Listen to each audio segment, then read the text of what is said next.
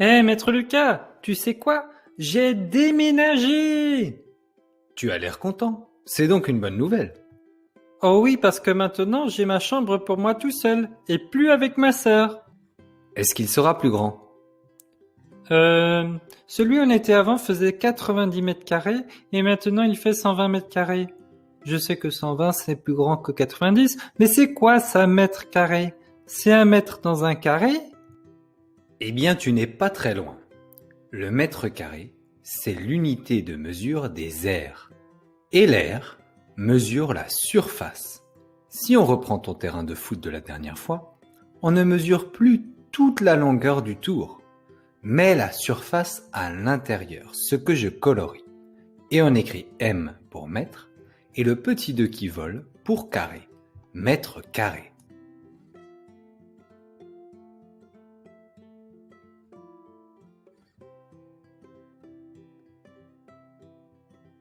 Dans cette vidéo, on avait parlé du périmètre et c'était la somme des côtés.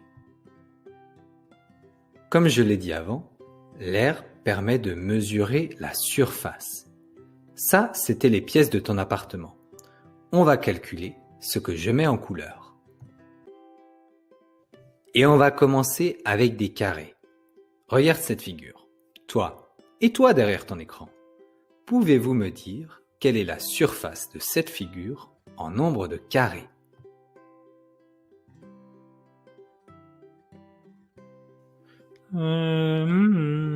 Ah, j'ai trouvé. Je compte 12 carrés, c'est ça? Exact. 12 unités d'air. Et là,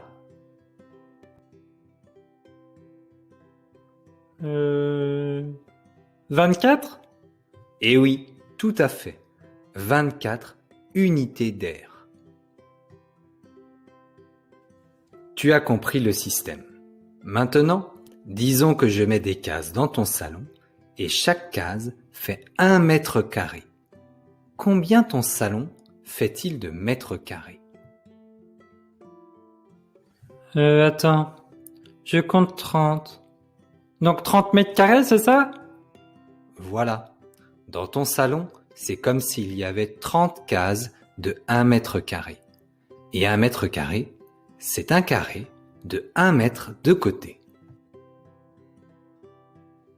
Et ta chambre? Laisse-moi réfléchir. Il y a 12 cases de 1 mètre carré, donc 12 mètres carrés. Bravo! Eh mais attends. J'ai pas les cases dessinées en vrai dans ma chambre. Comment est-ce que je peux trouver l'air en mètres carrés sans les carrés de 1 mètre carré? Il faut que je les découpe dans un carton ou quoi? Bonne question. Il y a une formule pour ça. J'écris R égale à longueur fois largeur. Longueur, c'est le côté le plus long de ta pièce et largeur, le plus court.